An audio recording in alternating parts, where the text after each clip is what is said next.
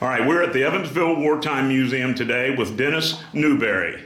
Mr. Newberry, would you give us your full name and when you were born? Dennice Newberry II, born 1928. And can you tell us where you were born and where you grew up? Davis County, Kentucky, Ohio, Michigan. We moved a lot. Okay. And how many brothers and sisters did you have? One brother. Okay. Tell us about where you went to school. I went to 6 schools in 12 years. Wow. And which school did you graduate from? Chillicothe High School, Chillicothe, Ohio. Okay. So then, after you got out of high school, tell us what happened. Well, Uncle Sam called. In those days, when you turned 18, whether you were still in school or not, you left. And I left.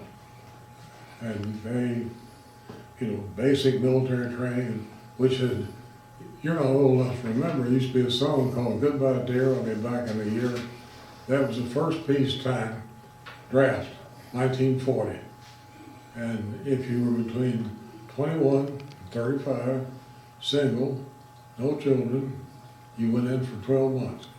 And so that song, Goodbye Dear, I'll Be Back in a Year, I'm in the Army now. It's very popular in 1940. I've heard the song, yeah. So then you went, where did you go for your basic training? Fort Knox. Okay. And then from there? Fort Jackson, South Carolina. Gotcha. And what were they training you? What? I trained as field artillery gunner on 105, and when I got to South Carolina, the captain of the battery to whom I reported, he said, I don't need more gunners. He said, I need a radio operator. Can you operate a radio? I said, oh no. He said, I'm going to send you to radio school. I said, okay. So I went to radio school 2 days. I don't know what it did for my doctor. But then I went on a shipment to Fort Bragg. And I went to Fort Bragg and did a lot of other things. I played football.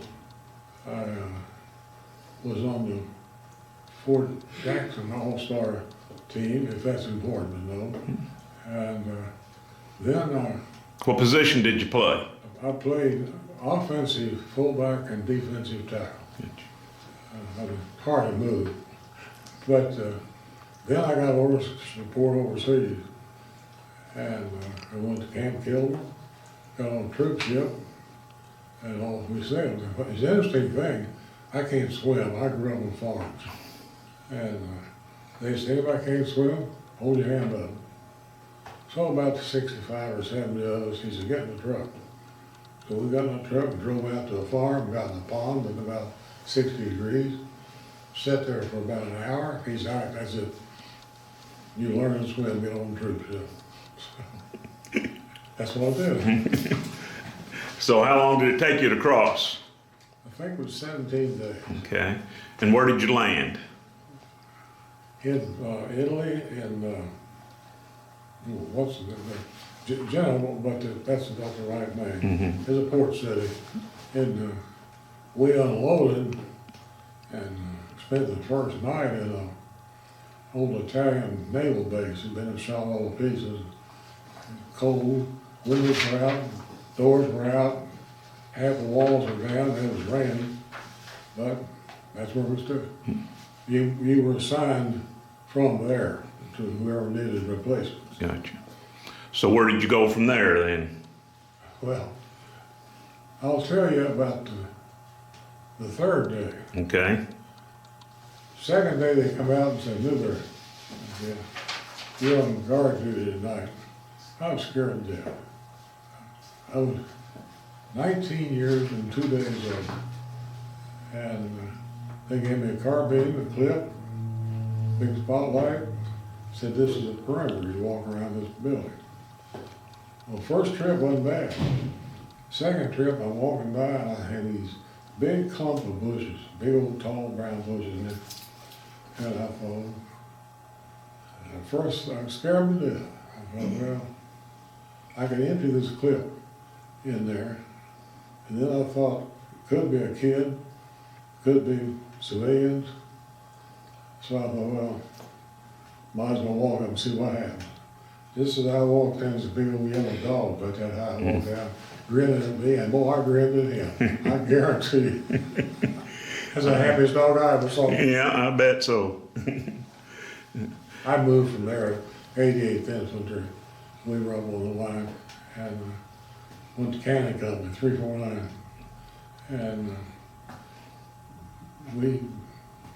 we stayed there until after the war. We came to Aritzia, little town, just waiting around. So then, you were there when the war ended? No, I was en route. But what we did, Germans kept fighting for a while in Italy. Uh-huh. And we were in the mountains, and the only way you could get anything up was with mules.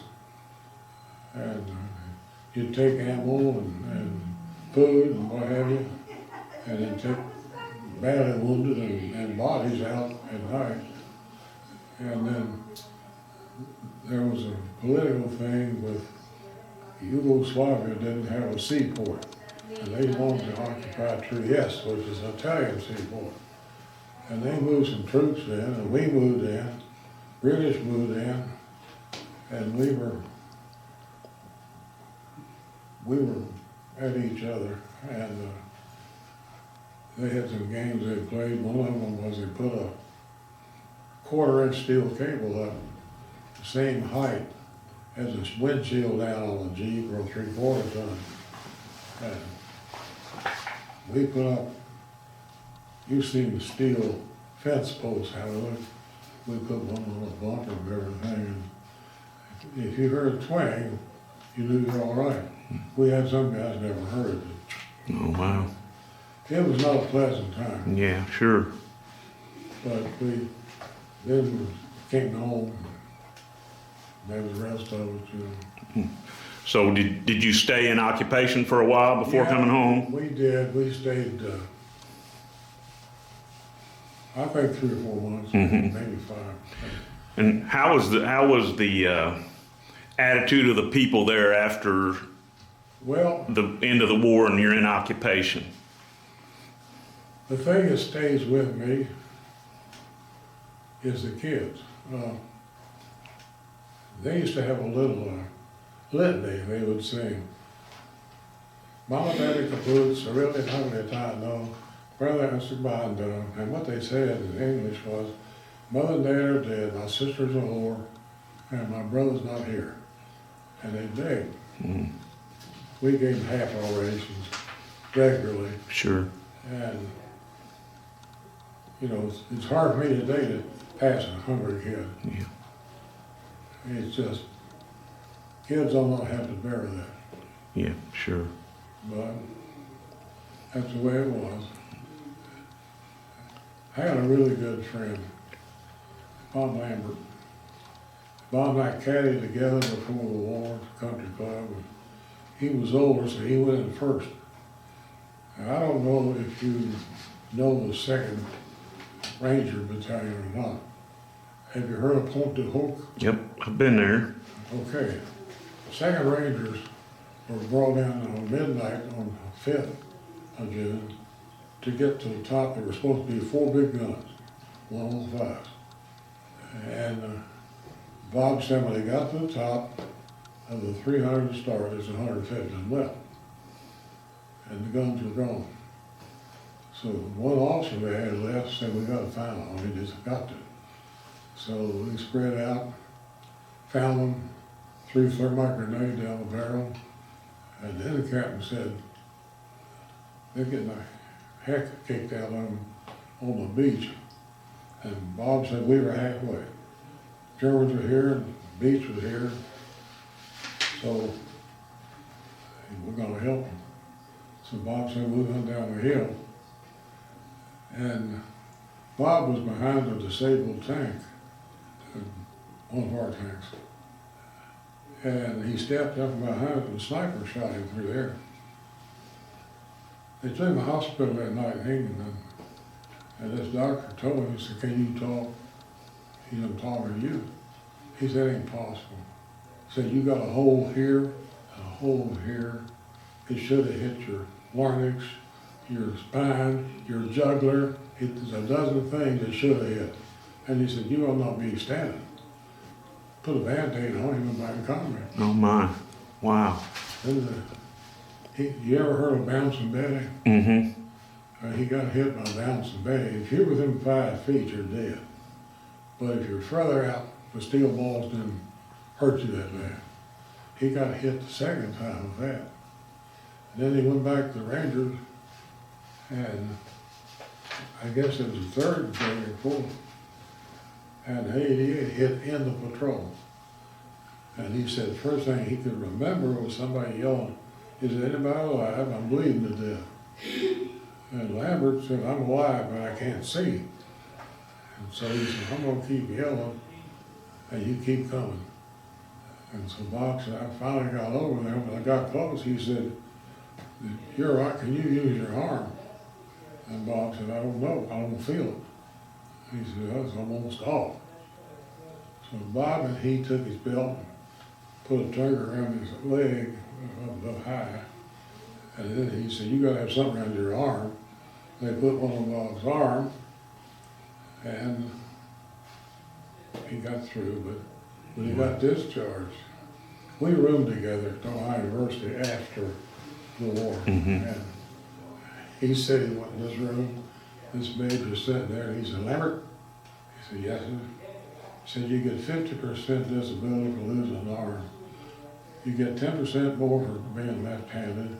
You get 20% more for optical impairment." And so Bob said, being a country boy, I said, "I wasn't left-handed, Major."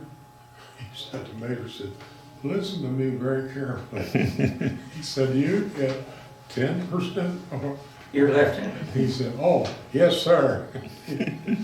He said, "Everybody went through got the additional 10% if they have arm." And Bob and I roomed together, and they're all gone. Everybody's gone. 98, there's not many of us left. Yeah, no, you're right. Now, when you got shipped back home, and that was in 46? Yeah, I got shipped back in a Navy cruiser. Okay. They called down at, what the hell was that port? Anyhow, where we were, and said, "We got room on this cruiser, Trieste, for 50 men. So we'll take 50 of you, and we're leaving tomorrow, day after tomorrow." So they called my name, and we took a train up to Trieste, and reported into that cruiser, and the officer said that be here at 10 o'clock in the morning. And they, "You're on your own until then." So we took our time. I guess one of the stories I can tell you is, and you can always cut it out. I was sitting there at this place of libation, and big old sergeant come in, bigger than me. He'd had a couple. He sat down, and the Scot came in.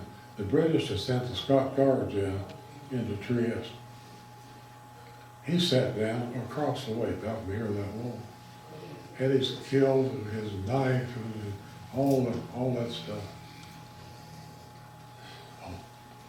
The sergeant come in, I said, "Sergeant, you see that killed over there, that's got that dress on?"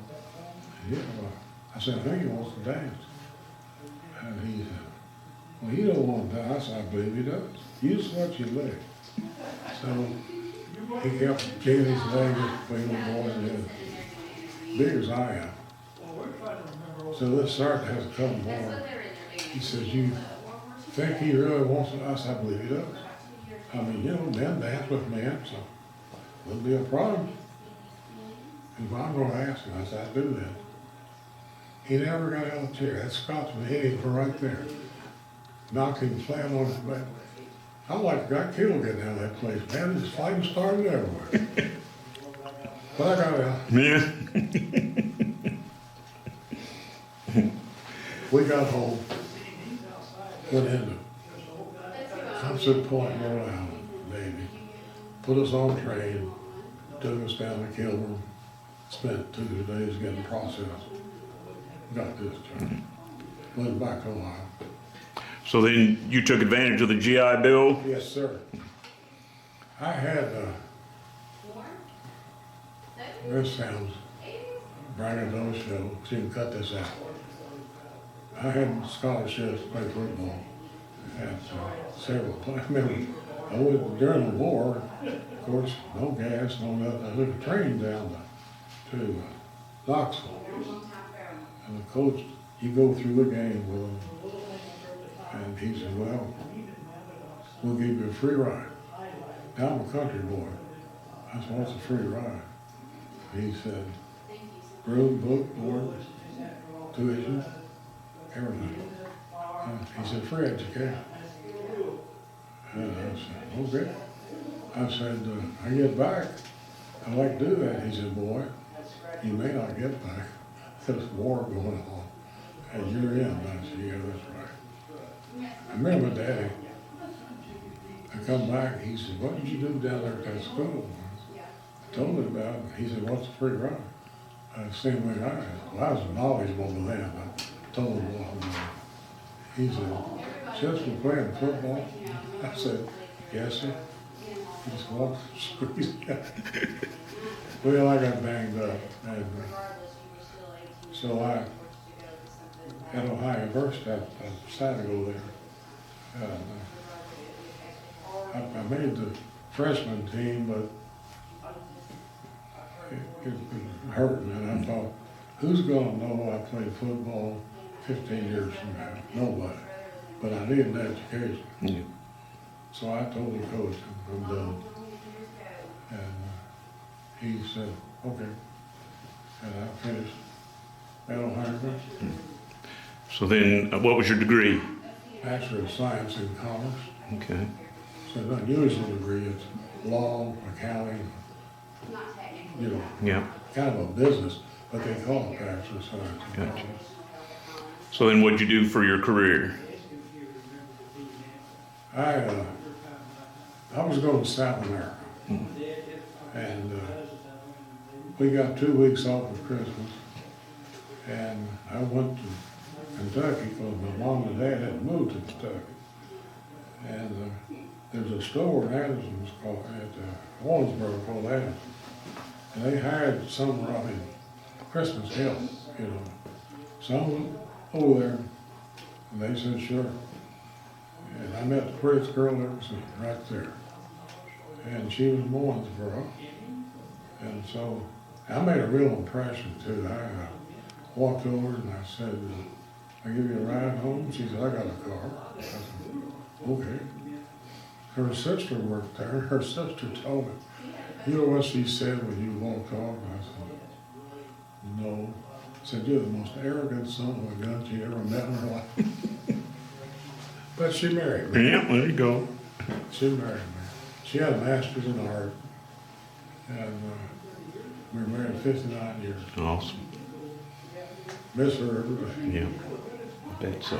But my son, he's a retired physician, medical doctor. My first daughter is a chief librarian, and my third daughter's an attorney for a bank. Awesome. So their mama did a good job. Yep, I'd say. And I retired in 85. I went to work at Texas Gas, 74 cents an hour, pipeline crew. I retired in 85. I was president and CEO of Texas Gas. Awesome. And we had a lot of things going on those days. But since I've been looking. Well, is there anything else you'd like to tell us? Let me ask you this. If, you lived through a lot of things, the Great Depression and World War II. If you could give advice to young people today, is there anything you would tell them about life? Just a couple of things. One, to me, there's an absolute lack of parental, scholarly, and religious leadership. There's no discipline.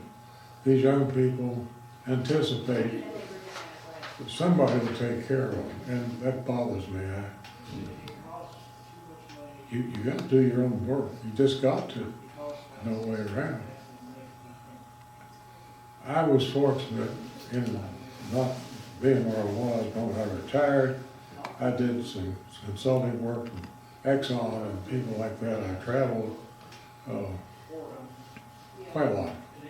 Australia, Europe, every place. And education. Education is the second thing they need to have, and that kind of coincides with the other. But our kids today don't know American history, they don't know world history. It's astounding. I've asked nurses who've been out of the hospital a lot. I would say, do you know who we fought with in World War II? They can never tell you. They always say, well, we fought Germany, or we fought Japan, and that's as far as it goes. And, you know, there were 16 million American men between 1940 and 1946 who stood up and put it all on the line. I don't know if you've seen statistics, they vary, I've seen them everywhere. But roughly between 1.75 and 2 million were killed in action.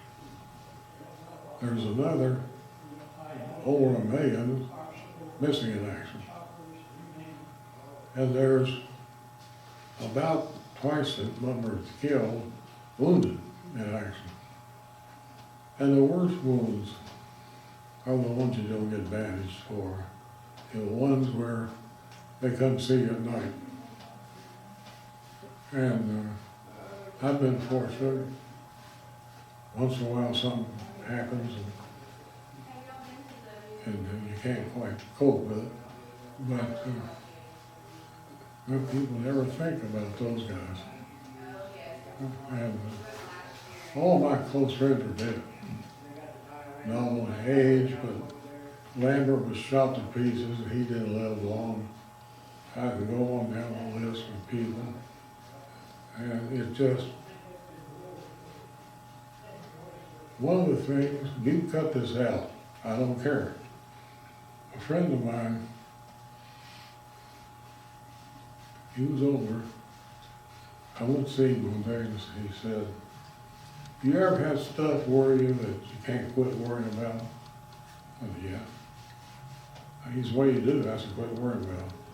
So if you can, I said, you try. He said, you know what I remember? And I said, John, I probably don't want to know. He said, well,